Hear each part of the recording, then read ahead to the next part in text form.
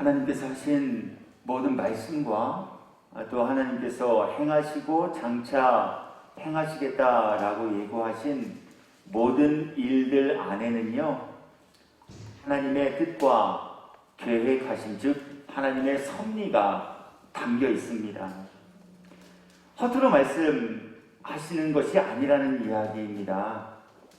아무 의도와 목적 없이 혹은 실수로 어찌어찌 하다 보니 그러한 일을 하게 되신 것이 아니다라고 하는 이야기예요.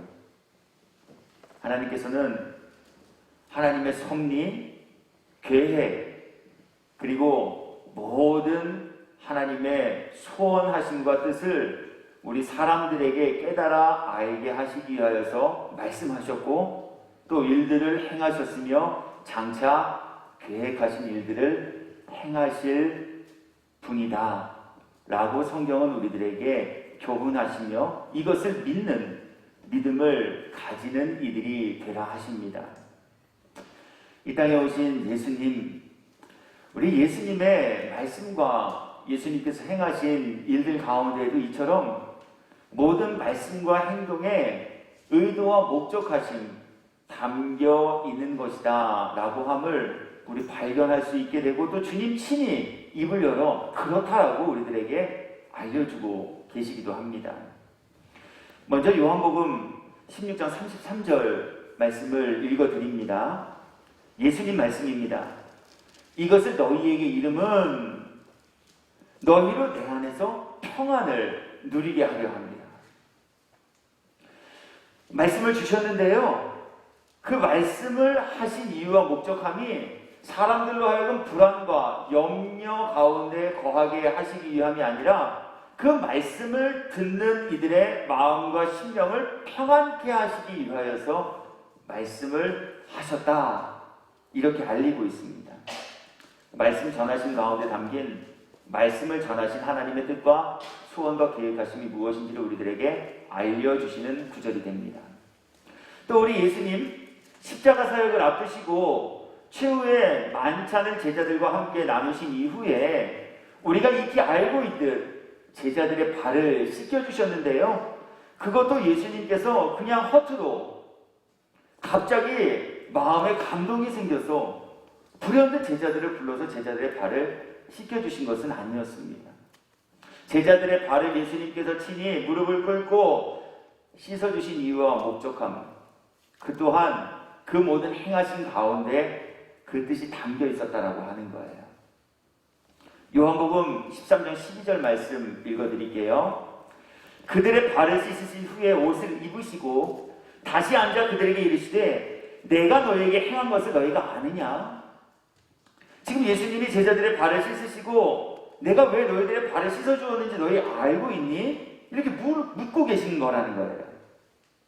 이걸 묻고 계시다라고 하는 것은 예수님께서 행하신 모든 일 가운데 담겨진 하나님의 뜻, 의도하심을 깨닫는 이들이 되기를 원하고 계시다라고 하는 뜻도 담겨져 있어요. 그러시면서 왜 예수님께서 십자가 사역을 앞두시고 제자들의 발을 씻기셨는가? 그 이유에 관하여서도 주님은 이렇게 말씀합니다. 내가 주와 또는 선생이 되어 너희 발을 씻었으니 너희도 서로 발을 씻어주는 것이 옳으니라. 내가 너희에게 행한 것 같이 너희도 행하게 하려 하여 본을 보였노라. 말씀으로의 교육이 아닌 몸소 실천함으로 제자들에게 제자의 도리, 성도에 합당한 삶의 모습 무엇인지를 학습케 하셨어요. 가르쳐 주시기 위해서 행하셨다는 거예요. 제자에 합당한 도리가 무엇인지를 알게 하시기 위하여서 예수님 제자들의 발을 씻겨주셨다라고 하는 거예요.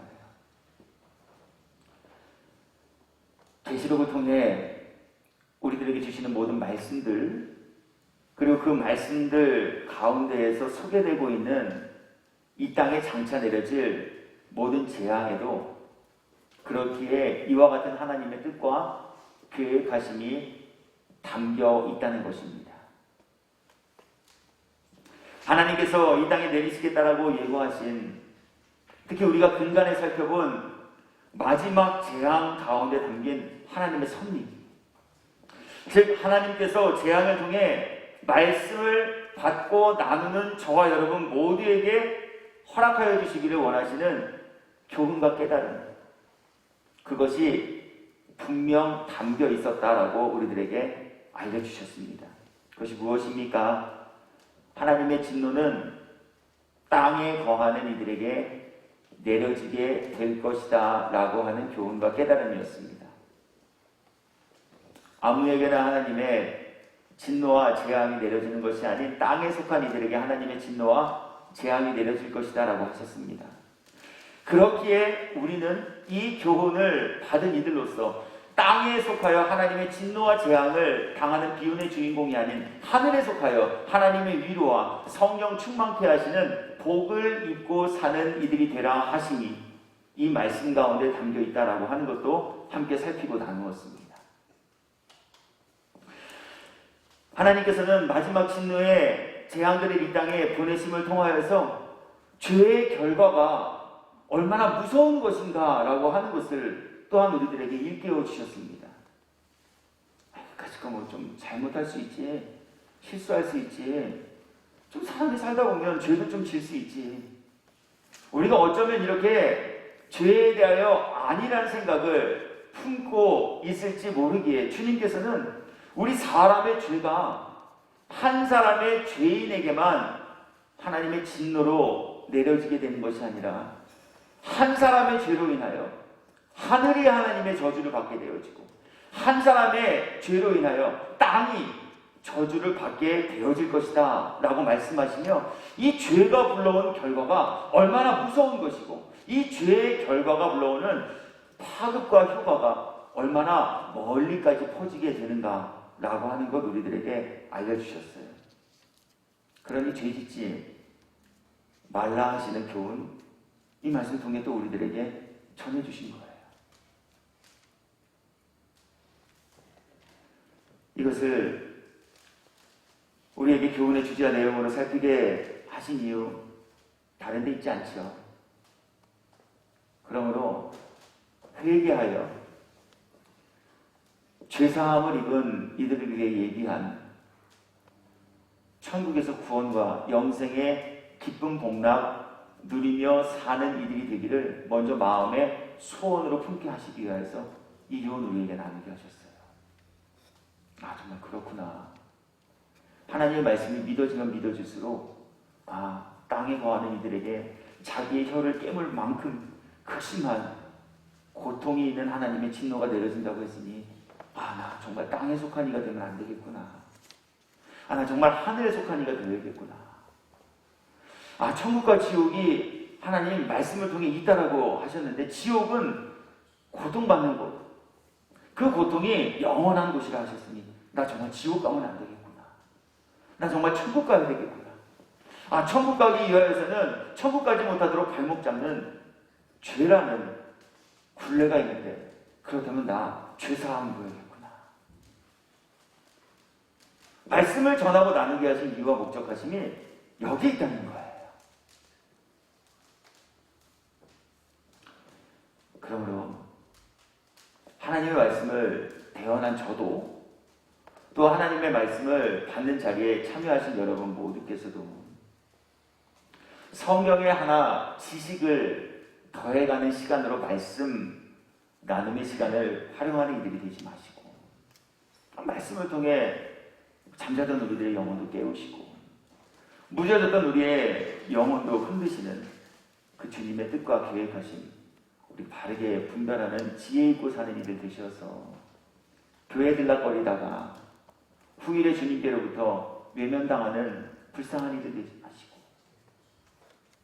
우리 모두가 주님의 심판대 앞에 서야 할 텐데 주님의 심판대 앞에서 주님을 대면할 때 잘했다, 착하고 충성된 조가 생명책에 내 이름이 기록되었으니 예비된 천국에서 주님의 위로를 받으며 영생의 복락을 잊고 살아라 하시는 이 음성 듣기에 합당한 저와 또 여러분 모두 되시기를 예수님의 이름으로 축원합니다. 한 분도 이 일을 이뤄가는데 낙오자가 되지 않기를 주님의 이름으로 축복합니다. 아멘. 이제 오늘은 마지막 재앙 중 6번째 재앙을 통해 주시는 이 말씀 가운데 담긴 하나님의 섭리와 교훈의 내용을 함께 살피면서 은혜 나누도록 하겠습니다. 오늘 본문은 하나님의 진노의 대접을 받은 6째 천사를 통해 이 땅에 내려질 징조에 대하여 증언하고 있습니다. 본문 다시 읽어드립니다. 또 6째 천사가 그 대접을 큰 강 유브라데에 쏟으매 강물이 말라서 동방에서 오는 왕들의 길이 예비되었더라. 또 내가 보매 개구리 같은 새 더러운 영이 용의 입과 짐승의 입과 거짓 선지자의 입에서 나오니 그들은 귀신의 영이라 이적을 행하여 온 천하 왕들에게 가서 하나님 곧 전능하신 이의 큰 날에 있을 전쟁을 위하여 그들을 모으더라. 6번째 천사를 통해 이 땅에 임할 하나님의 진노와 재앙은 천하 만물과 온 인류를 파괴하고 파멸에 이르게 할 최후 전쟁, 아마겟돈 전쟁을 준비하는 것이다. 이렇게 알리고 있습니다. 그러면서 하나님께서는 오늘 저와 여러분 모두에게 그렇다면 아마겟돈은 어디인가? 유브라데는 어디인가? 새 영은 과연 누구인가? 이러한 것들을 함께 살피며 찾아가게 하시기 위하여서 이 말씀을 여기에 기록하신 것이 아니라 온 인류를 파멸에 치닫게 할 마지막 최후 전쟁이 발발하게 되어질 것이니 너희는 반드시 깨어 자신의 옷을 굳게 지키고 입어 그 일이 일어날 때에 부끄러움, 즉 수치를 당하지 않는 이들이 되라 하는 것을 우리들에게 교훈의 내용으로 삼게 하시기 위해서 이 본문을 여기에 기록해 놓으셨다는 거예요. 보시기 바래요. 앞서 어떠한 전쟁들이 발발하게 되어질 것인지 그 전쟁을 위하여 어떠한 준비의 과정들이 있어지게 될 것인지를 주님은 말씀하셨는데 그 모든 것들은 비유와 은유로 하셨어요. 개구리 같은 영, 짐승의 영, 짐승의 하수인들, 큰 강 유브라데, 그 강이 말라지고 새 영들이 거기에서 불러 모아지고 하나님을 대적하는 전쟁이 발발하게 되는 준비 과정들이 있어질 것. 그런데 하나님께서는 이 모든 과정들은 은유와 비유로 우리들에게 말씀하시면서 이 말씀 이후에 우리들에게 이 말씀을 주신 이유와 목적하심은 너무나도 분명하고 자세하게 우리들에게 전하여 주고 계시다는 거예요. 그것이 무엇입니까? 보라. 보라는 거예요. 무엇을 보셔야 할까요? 전쟁이 일어나고 전쟁이 준비되어지는 그 과정이요? 아니에요. 보라. 보셔야 할 것이 있어요. 그 보셔야 할 것은 도둑같이 이 땅에 재림하실 주님의 날이에요. 보라, 내가 도둑같이 오리니 도둑같이 오는 주님을 보는 이들이 되라 말씀하셔요. 그렇게 이 본문을 통해 우리에게 주시는 주제와 교훈은 유브라데가 어디고 아마겟돈이 어디이며 장차 어떠한 큰 전쟁이 일어날 것인가 라고 하는 것보다 주님의 다시 오심의 날을 보는 이들이 되시라라고 하는 교훈이에요. 오늘 주님이 이 구절을 통하여서 이 본문을 통하여서 우리들에게 주시는 교훈은 주님의 날이 도둑같이 이를 것인데 주님의 날이 도둑같이 이를 것이므로 그 날에 주님을 대면할 때 옷을 입지 않아 부끄러움을 당하는 이들이 되어지지 마시고 옷을 갖춰 입어 도둑같이 임하실 주님의 그 날에 주님을 대면하는 그때 부끄러움을 당치 않는 이들이 되라. 이것을 교훈하시기 위하여서 오늘 이 말씀을 우리 모두에게 함께 살피며 나누게 하여 주고 계시다라고 하는 거예요. 그렇다면 저와 여러분 모두께서는 무엇을 어떻게 주님께서 우리들에게 주신 교훈과 말씀에 담긴 주제처럼 수치와 부끄러움을 당치 않는 이들이 되어지실 수 있겠는가라고 하는 거예요. 오늘 주님 우리들에게 두 가지 명령하셨어요. 깨어있어 자신의 옷을 굳게 지켜 입음으로 수치를 당하지 않게 하라라고 하셨습니다.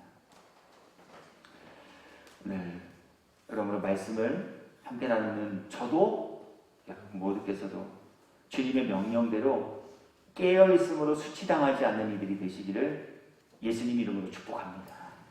수치당하지 않은 비결이요, 깨어있는 거예요. 오늘 말씀을 대언하는 저와 여러분 모두께서 자신의 옷을 굳게 지키고 지킬 뿐만 아니라 그 옷을 착용하심으로 도둑같이 임하실 주님의 그날 부끄러움과 수치를 당하지 않는 이들 되기를 주의 이름으로 축복합니다. 이거 하시라는 거예요. 이거 하셔야 된다는 거예요.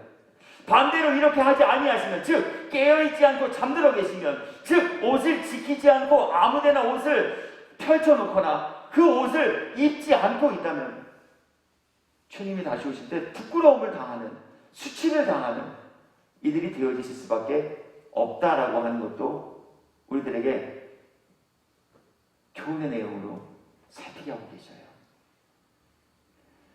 그렇다면 주님이 말씀하신 수치당치 않기 위해 깨어있는 사람들이 되라 하신 말씀이 가진 의미는 과연 무엇일까라고 하는 것이죠. 먼저 깨어 있어야 할 것은 우리의 육신이 아닌 우리의 영혼임을 주님은 우리들에게 알려주고 계셔요. 육신은 잠들지 않으면 병듭니다. 건강을 잃어버려요. 잠들지 않고는 우리 몸의 활력소를 재충전하고 재생산해내는 일을 할 수 없기에 우리 육신은 잠을 자지 않으면 건강을 잃어버릴 수 있어요. 더 나아가서는 생명도 잃어버려요.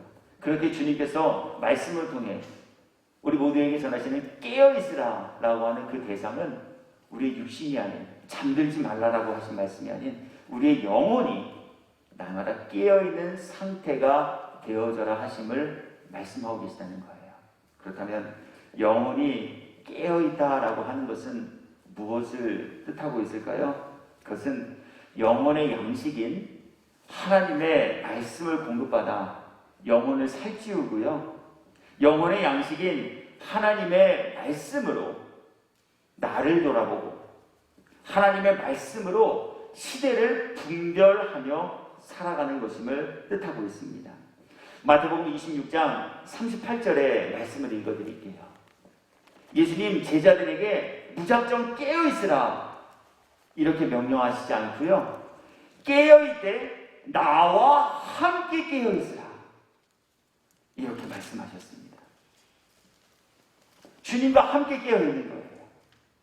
주님은 말씀이에요.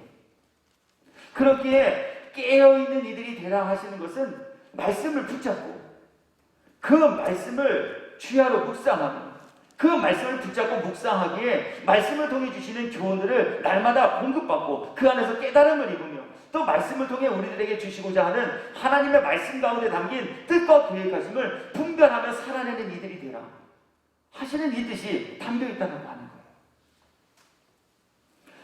여러분 혹시 며칠 전 이런 뉴스를 접한 분도 계시리라 생각되어집니다. 저는 뉴스를 접할 때마다, 좀 놀라운 소식들을 접할 때마다 왜 이런 일들이 우리가 살아가는 이 세상 속에서 생겨지게 될까라고 하는 것 생각해 보게 되는데요. 특히 근간에 이뤄지는 우리 이 자연의 이상 기후와 현상들, 저 이거 볼 때마다 정말 하나님의 말씀들이 1.1획도 남김없이 성취되고 이루어지고 있구나라고 하는 것 깨닫게 됩니다. 이런 소식입니다. 실제로 매스컴에 소개되었던 기사예요. 더 정확하게 여러분들에게 이 기사의 내용을 소개해드리기 위해서요, 이 기사가 언제 쓰여진 기사였는가라고 하는 것부터 좀 소개해드릴게요. 2022년 5월 19일 오전 8시 50분 서울신문에 기재된 내용입니다. 기사의 내용은 이와 같습니다. 인도 더위 50도 육박, 안 놀라실 줄 알았어요. 50도가 얼마나 뜨거운지 아셔야지 놀라시죠. 우리 불볕더위라고 말할 때 기온이 약 한 38도, 36도 이렇게 대기 기온이 이 정도가 되면 우리가 불볕더위라고 말합니다. 이 정도의 더위가 밀려오면 사람의 짜증 수치가 극에 달하게 되어지고요. 이 정도의 더위가 지속되고 이 정도의 더위에 일정 시간 이상 자신을 노출시키면 일사병과 탈수 증세로 인하여서 사람의 목숨이 위협을 받게 되어지기도 합니다. 그것이 겨우 38도에서 높으면 40도 정도예요. 근데 지금 인도는 몇 도라고요? 섭씨 50도예요. 이것으로 인하여서 어떠한 일들이 약이 되었는가라고 하는 것도 제목에 나와 있죠. 하늘에 새도 떨어졌대요. 날씨가 얼마나 뜨거운지요. 공중에 나는 새가 그 달궈진 지구의 지혈로 인하여서 하늘에서 떨어져 버리고 말았대요. 저 사실 7, 8년 전에도 계시로 강의했었더랬어요. 그때 말씀을 강의하면서 속으로 이런 생각 가져본 적이 있었어요. 물론 지금도 갖고 있어요. 어떻게 바다가 3분의 1이 파괴되지? 어떻게 강의 근원이 피로 물들게 되지? 어떻게 그런 일들이 있을 수 있지? 무엇으로 그렇게 될까? 그런 것에 대해 궁금증 가져본 적 있었단 말이에요.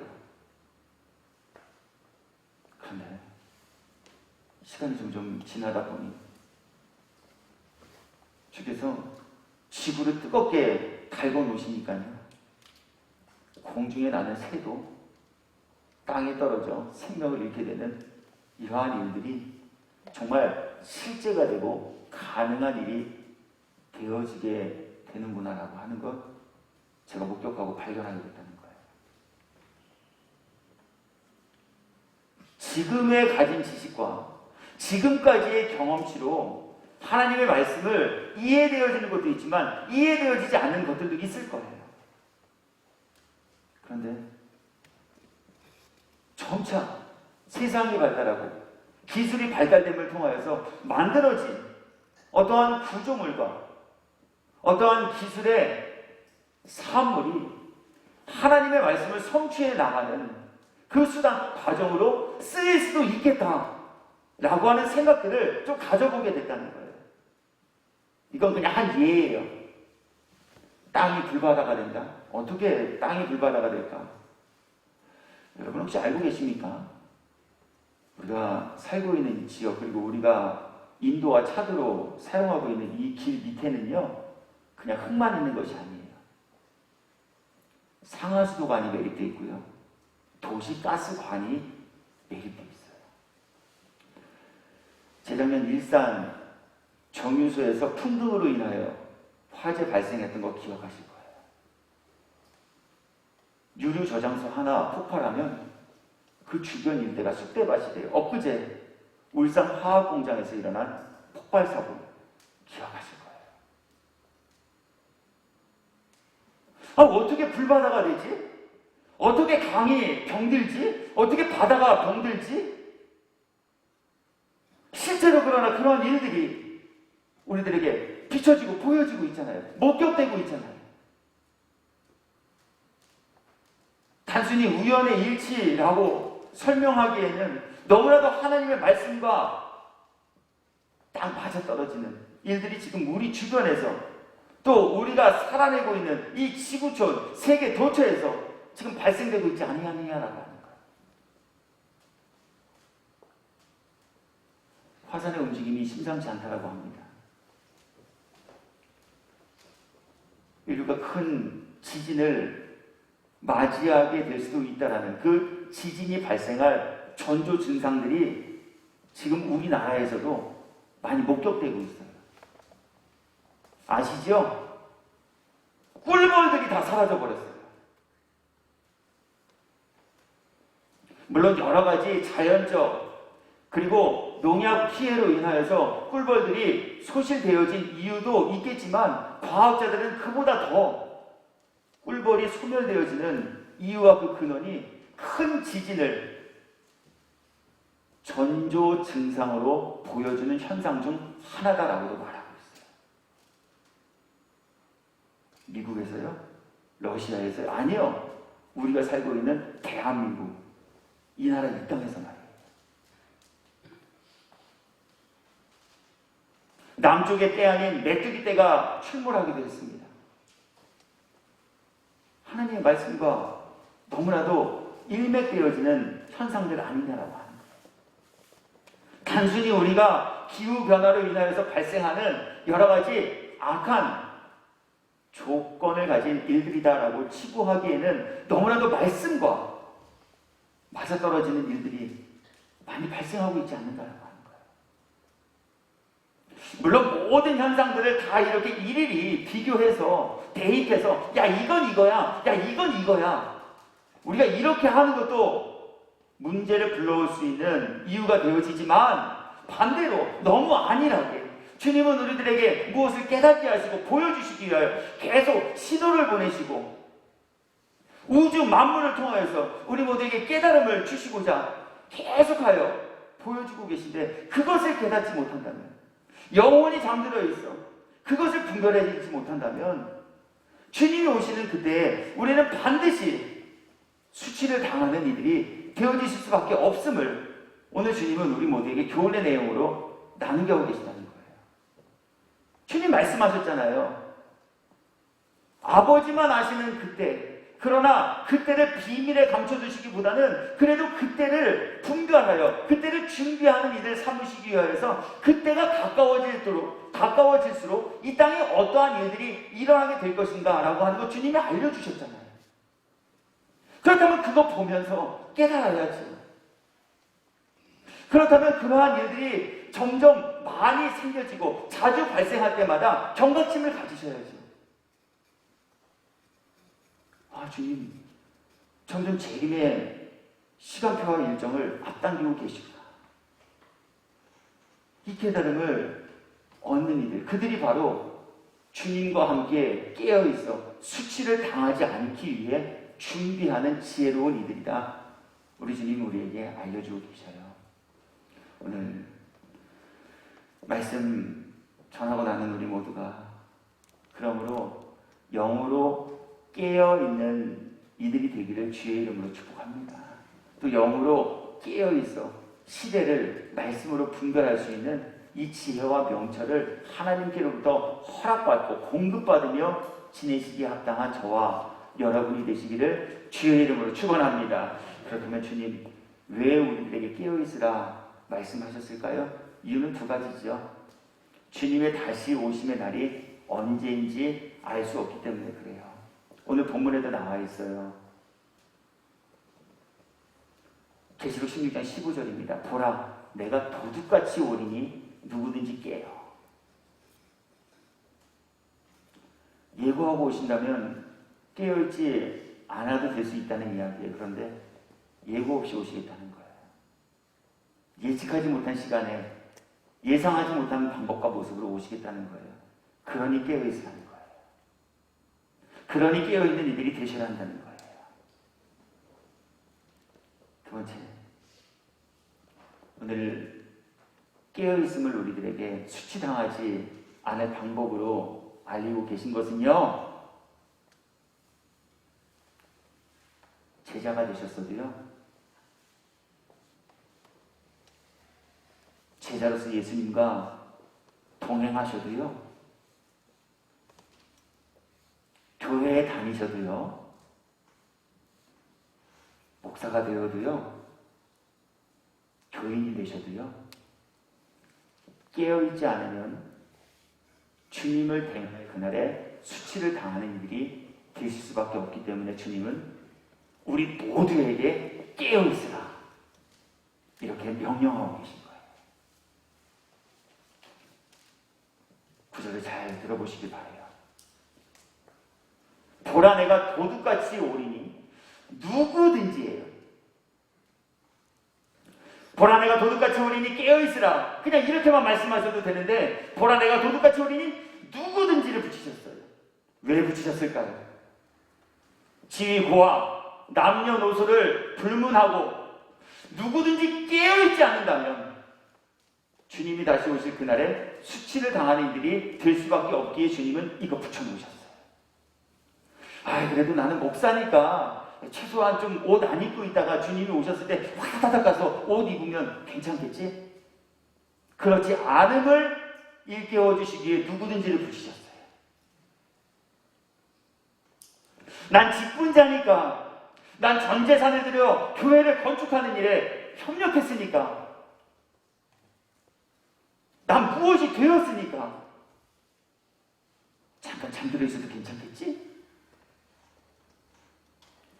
이러한 착각과 영적 안일함을 가지고 살아갈 수밖에 없는 인생됨을 우리 주님은 아시기 때문에 내가 도둑같이 이 말이니 누구든지 깨어있지 아니하면 부끄러움과 수치를 당하게 되어질 것이다.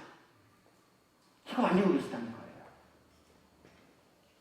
말씀 통해 이 부분 조금만 더 소개하고 나눠보도록 하겠습니다. 마태복음 26장 40절 이후입니다. 제자들에게 오사, 예수님 제자들이에요. 그들에게 예수님 오셨어요. 오셔서 무슨 말씀하실까요? 그 자는 것을 보시고 베드로에게 말씀하시되 너희가 나와 함께 1시간도 이렇게 깨어있을 수 없더냐.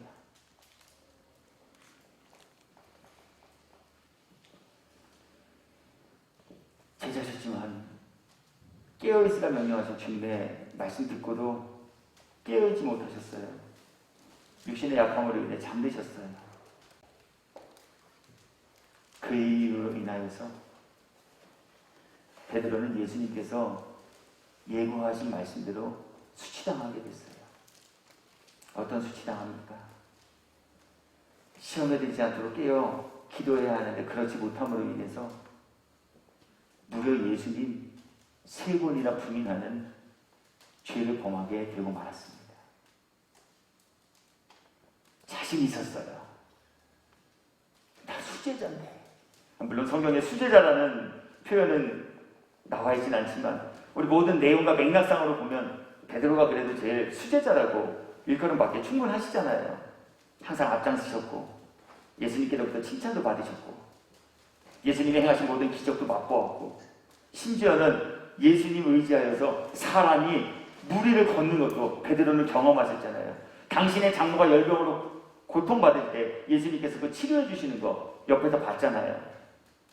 죽은 나사로가 무덤 열고 나오는 거 베드로는 목격하셨잖아요. 그래서 자신만만했어요. 예수님 가시는 어느 곳이나 따라다녔기 때문에 자신은 예수님 배반하지 않고 믿음을 굳건히 지킬 수 있을 것이라고 스스로 자유하면서 살았어요. 그런 그에게 예수님 말씀하신 거예요. 베드로야, 시험에 들지 않도록 깨어 기도하라. 마귀가 우는 사자와 같이 산길자를 찾아다니나. 예수님 말씀 경히 여겼죠. 에이 설마 그 잠깐 깨어있지 못한다고 내가 그런 일 당하겠어? 착각이었어요. 예수님과 함께 깨어있지 못함으로, 예수님의 말씀으로 시대를 분별하지 못함으로, 예수님의 말씀으로 자기 자신을 점검하고 돌아보지 못함으로, 예수님의 말씀으로 온전하고 굳건한 믿음을 세워가지 못함으로 인해 결국 예수님 부인했어요. 부활의 예수님 티베랴 바닷가에 오셔서 베드로 만나셨어요. 우리 한번 상상해 보실까요? 내가 주라고 선생이라고 부르며 따랐던 분, 그분을 대신하고 저주하는 일까지도 그분 앞에서 행했던 베드로, 그분이 다시 당신이 저주했던 그 예수님을 스승과 제자의 모습으로 대면하게 됐어요. 제외하게 됐어요. 자신만만했을까요? 당당했을까요? 부끄럽고 죄송한 마음이 더 컸을까요? 바랄 것도 없죠. 얼마나 부끄러웠겠어요? 얼마나 예수님께 죄송했겠어요? 그래서 예수님 베드로에게 사랑 부르시는 질문에도 쭈삣쭈삣 하시잖아요. 너 나 사랑하니? 네, 주님. 예전 같았으면 네 주님 사랑해요 이렇게 말했을 거예요. 그런데 너 나 사랑하니? 네 주님 제가 예전에 그랬지만 그래도 주님 제 마음은 아시잖아요. 네 저 주님 사랑해요. 죄송한 마음 때문이에요. 부끄러운 일을 했기 때문에. 주님 오늘 저와 여러분 모두에게 동일한 교훈 허락하여 주고 계셔요. 네. 영적 아니란 건 나태함 이제는 그만 깨트려 버리시고 주님 말씀하시잖아요. 나와 함께 깨어있자. 안다. 마음은 원이지만 너희 육신이 연약한 걸 안다. 그러니 나와 함께 깨어 기도하자. 주신 말씀 듣고 순종하여 수치당하지 않는 저와 여러분 모두 되기를 주의 이름으로 축원합니다. 두 번째, 옷을 입어 수치당치 않게 하라 하십니다. 수치를 당치 않게 착용하셔야 할 옷은요, 성도로서의 옳은 믿음과 그에 따른 행실들입니다. 말씀 읽어드릴게요. 계시록 16장 15절입니다. 보라 내가 도둑같이 오리니 누구든지 깨어 자기 옷을 지켜 벌거벗고 다니지 아니하며 자기의 부끄러움을 보이지 아니하는 자는 복이 있도다. 깨어있지 못하고 자기의 옷을 착용하지 못한 자는 그렇다면 복이 없는 이다라는 이야기예요. 그렇다면 복된 이들이 되기 위하여서 깨어 자기의 옷을 지키며 착용해야 할 그 성도의 합당한 예복은 무엇일까요? 계시록 19장 8절입니다. 그에게 빛나고 깨끗한 세마포 옷을 입도록 허락하셨으니 이 세마포 옷은 성도들의 옳은 행실이로다 하더라. 오늘 기도드려주신 권사님의 기도 안에도 이렇게 살지 못한 우리 인생의 죄와 허물과 약함이 고백되어진 기도가 담겨 있었어요. 하나님의 자녀로서, 성도로서 합당한 삶의 열매를 맺으며 살아야 하는데, 성도로서의 합당한 행실을 갖추며 지내야 하는데 하나님 그렇게 하지 못해서 죄송합니다. 그렇게 주님 우리들에게 날마다 벗고 지낼 수밖에 없는 연약한 우리 인생들에게 깨어 자기의 옷을 지켜 그 옷을 입음으로 수치 당하지 않는 이들 되라 말씀하셔요. 소극적으로 교회에만 다니고 교인 명부에 이름을 등록하는 것이 아닌 이제는 예수님을 심령의 주인으로 영접하고 모셨다면 그에 합당한 삶의 열매로 풍성히 맺는 이들이 되라 하심을 우리들에게 말씀하고 있는 거예요.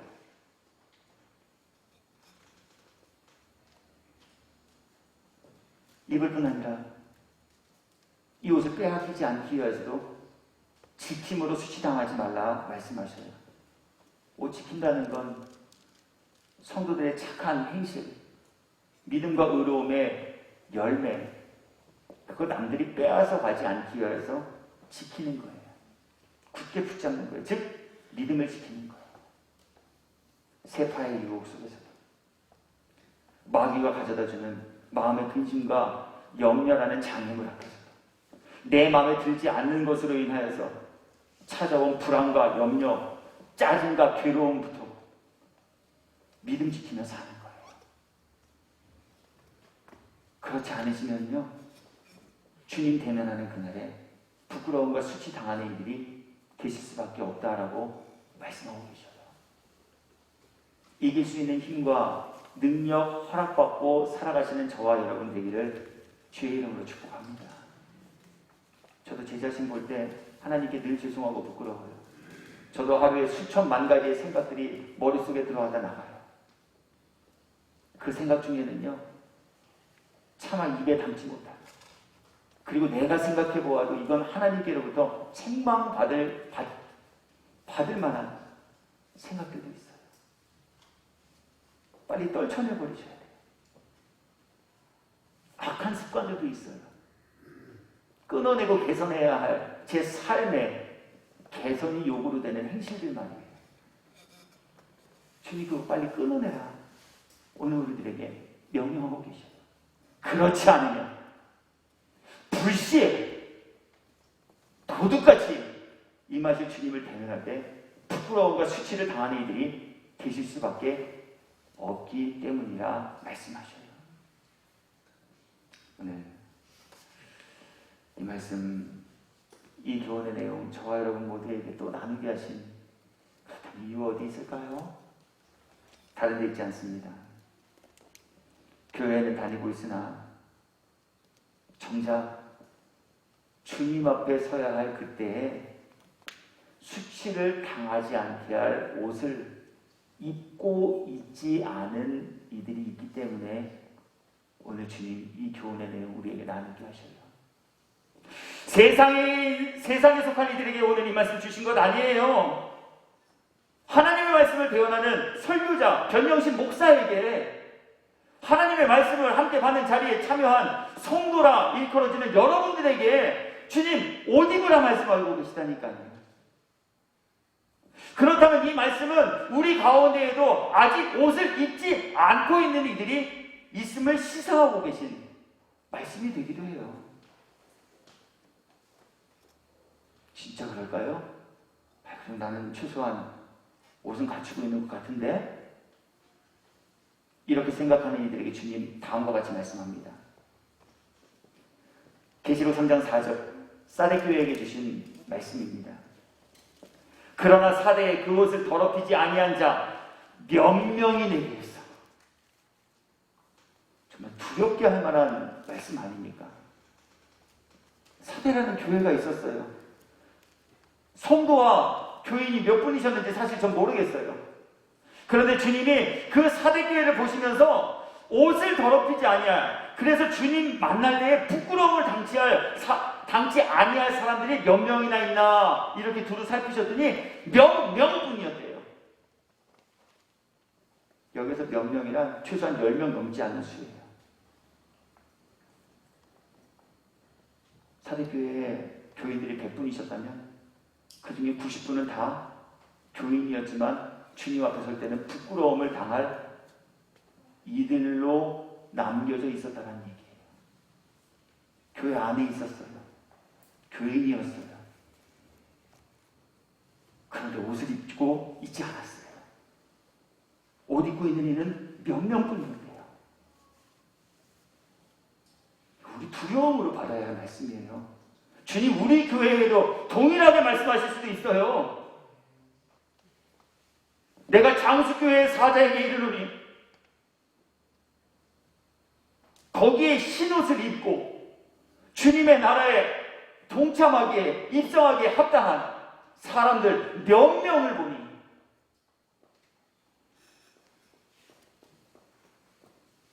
두 번째 라오디게 교회에게 주신 말씀도 들어보시길 바래요. 계시록 3장 18절입니다. 네가 말하기를 나는 부자라 부유하여 부족한 것이 없다 하나 네 곤고한 것과 가련한 것과 가난한 것과 눈먼 것과 벌거벗은 것을 알지 못하느니라. 주님이 영의 눈으로 우리를 감찰해 보시니까 다 홀딱 벗고 있다는 거예요. 그래서 수치를 당하고 있다는 거예요. 그런데 더 슬프고 비극적인 것은 자신이 지금 홀딱 벗고 수치와 조롱을 당하고 있는지조차 알지 못한 이들이 어디 안에요? 교회 안에 있었다는 거예요. 교회 안에 설교하는 이들 중에 말씀을 받는 이들 가운데 이런 분들이 계셨다는 거예요. 주님 탄식하고 계시잖아요. 내가 너를 권하노니 내게서 불로 연단한 금을 사서 부유하게 하고 흰옷을 사서 입어 벌거벗은 수치를 보이지 않게 하고 안약을 사서 눈에 발라 보게 하라. 말씀대로 사서 부유하게 되시고 말씀대로 입어 수치당하지 않게 되시고 말씀대로 안약 발라 닫힌 영에는 밝게 열려지는 복과 은혜 입고 살아가시는 저와 여러분 되기를 예수님의 이름으로 축복합니다. 이거 하시라는 거예요. 이러한 이들이 되셔야 한다라고 하는 거예요. 말씀 정리해요.